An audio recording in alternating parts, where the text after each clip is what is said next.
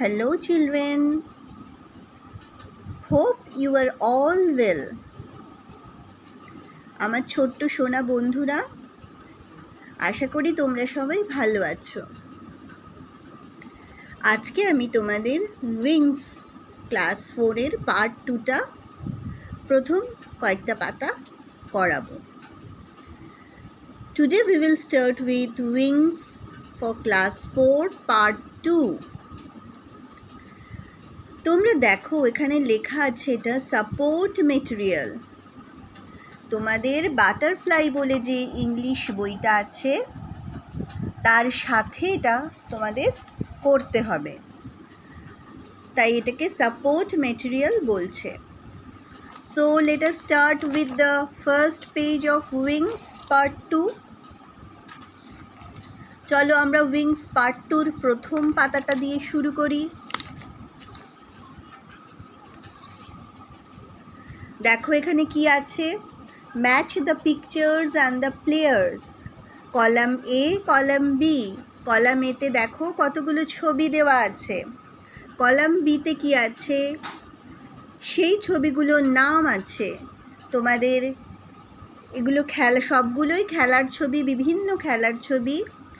খেলার ছবির সঙ্গে তোমাদের নামগুলো ম্যাচিং করতে হবে।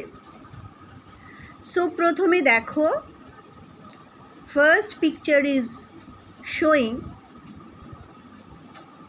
some cricketers.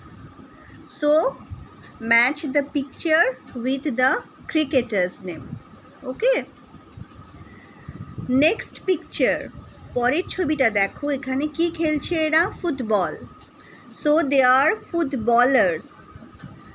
এই ছবিটার সঙ্গে ফুটবলার্স ম্যাচ করবে। Third picture shows tennis. So they are tennis players. ছবিটার সঙ্গে টেনিস প্লেয়ার ম্যাচিং করবে। Number 4, they are hockey players.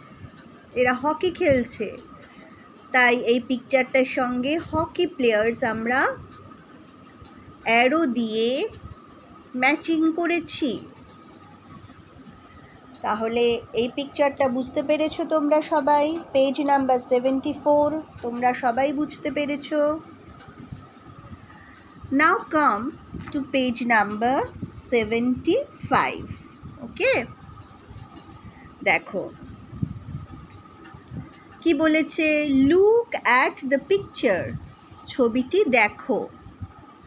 তোমরা এই ছবিটা সবাই ভালো করে দেখো বইতে।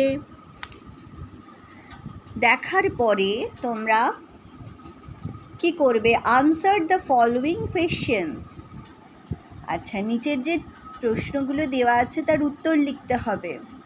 What do you see in the picture? তোমরা এই ছবিটাতে কি দেখতে পাচ্ছ? দেখো আমি আনসারটা লিখে দিয়েছি, তোমরা এই আনসারগুলো ইংরাজি খাতাতে লিখবে অথবা বইতে লিখলে পেন্সিল দিয়ে লিখবে। Some boys are playing in the picture. এই ছবিতে দেখা যাচ্ছে যে কিছু ছেলেরা খেলা করছে। What are the players doing? প্লেয়াররা কি করছে? দেখো এখানে তোমরা এদের গায়ের জার্সিটা দেখে বুঝতে পারছো যে এরা দুটো টিম আছে। কি কি? Green team. আমি এখানে দুটো নাম দিয়েছি, দুটো টিমের, green team and blue team. So what are the players doing? প্লেয়াররা কী করছে, খেলোয়াড়রা? The green team players are about to catch one player of blue team. তাহলে গ্রিন টিম প্লেয়ার্সরা কী করছে? অ্যাবাউট টু ক্যাচ, ধরতে যাচ্ছে। কাকে ধরতে যাচ্ছে? One player of blue team, blue টিমের একটা প্লেয়ারকে ধরতে যাচ্ছে। What is the name of this game? এই খেলাটার নাম কি? The name of this game is kabaddi. এই খেলাটার নাম হচ্ছে কাবাডি। তোমরা বাটারফ্লাই বইয়ের দেখো, বাটারফ্লাই বইয়ের লেসন 4-এ তোমাদের কি আছে? এরকমই একটা গল্প আছে, দ্য হিরো লেসন 4-এর মধ্যে এই কাবাডি খেলারই গল্প আছে। দেখেছো ছবিটা? তো এটা অনেকটা সেরকমভাবেই তোমাদের বলা হয়েছে। So page number 75 is completed. তোমরা এই উত্তরগুলো আমি একটু এখানটা স্টে করে রাখছি, তোমরা আনসারগুলো লিখে নাও। What do you see in the picture? Some boys are playing in the picture. What are the players doing? The green team players are about to catch one player of blue team. What is the name of this game? The name of this game is kabaddi. ঠিক আছে? আচ্ছা, এবার আমরা চলে যাচ্ছি page number 76। দেখো এখানে একটা গল্প দেওয়া আছে, আমি এটা পড়ে পড়ে তোমাদের বলছি, তোমরা সবাই বই খুলে দেখো। Read the passage and do the following activities. সবাই এই প্যাসেজটা পড়ো এবং তারপরে যে অ্যাক্টিভিটিগুলো আছে সেগুলো করো।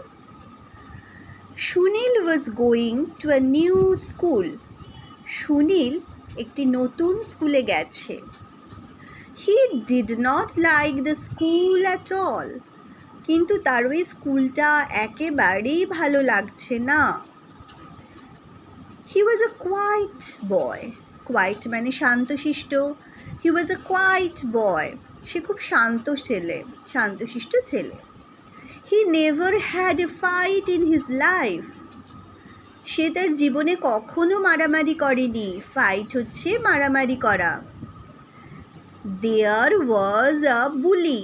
বুলি মানে কি? গায়ের জোর ফলানো ব্যক্তি। In his class.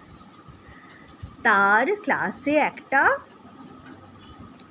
ছেলে ছিল যে খুব গায়ের জোর ফলাতো, অর্থাৎ কি করতো? সবাইকে মারধর করতো।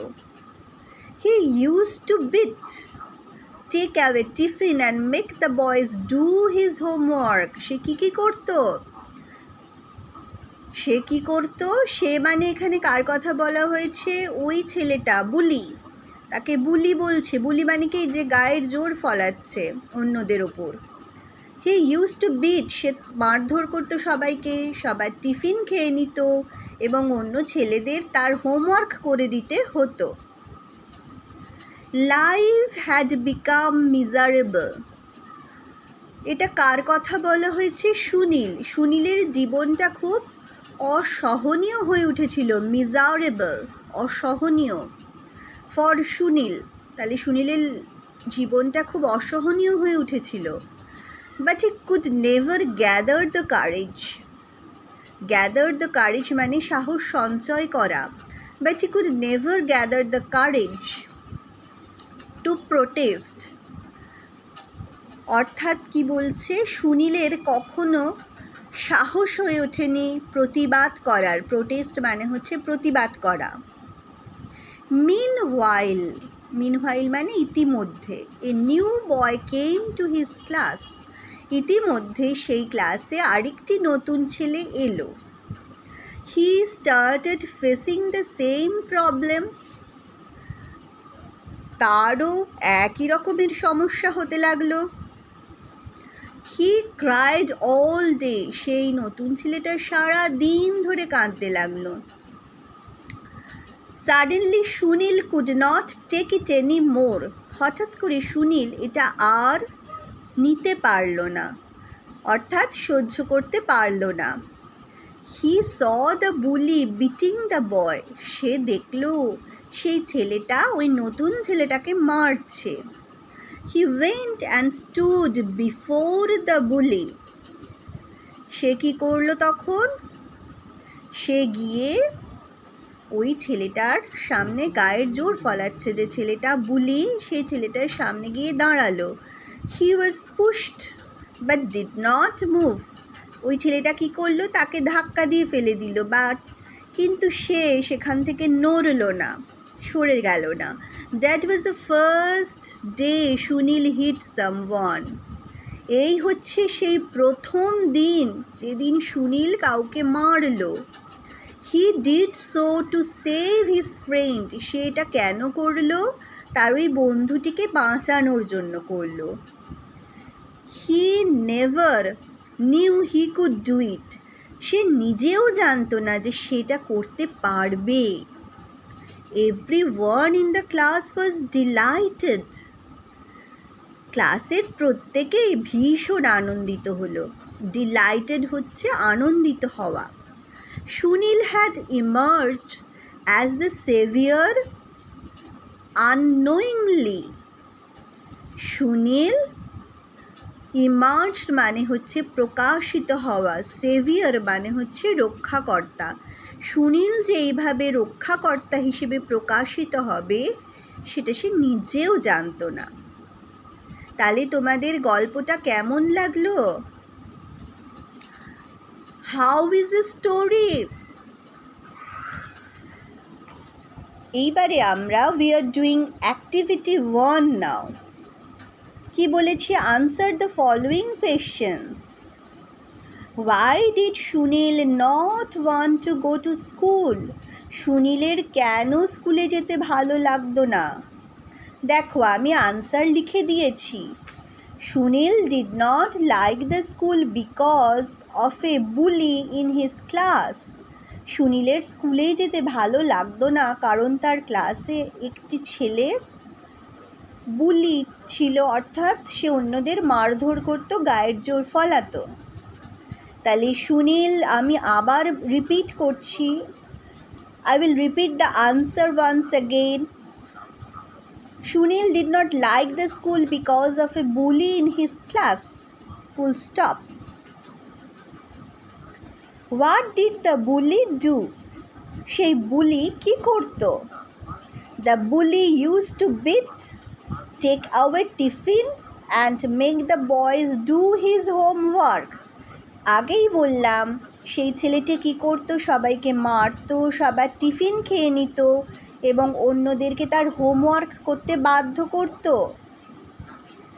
আবার বলছি, the bully use to beat, comma, take away tiffin and make the boys do his homework.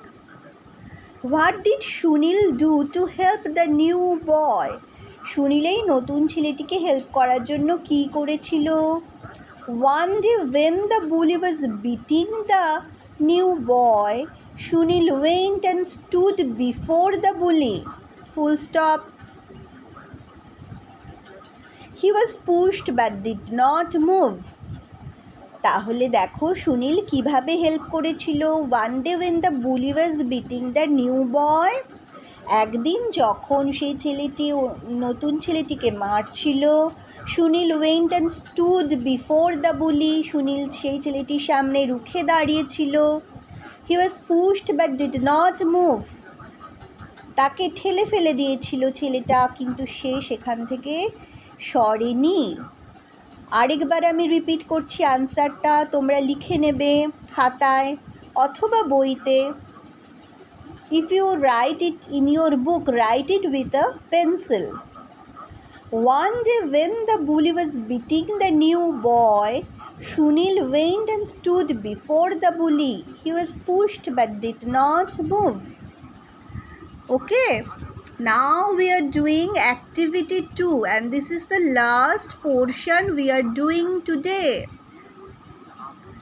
Complete the following sentences with information from the text. Sunil never had, এখানে ড্যাশ আছে, a fight in his life. Sunil কখনো তার জীবনে মারামারি করেনি। Number B, the new boy started facing the same problem. নতুন ছেলেটিরও একই রকমের সমস্যা হলো। Number C, that was the first day Sunil hit someone.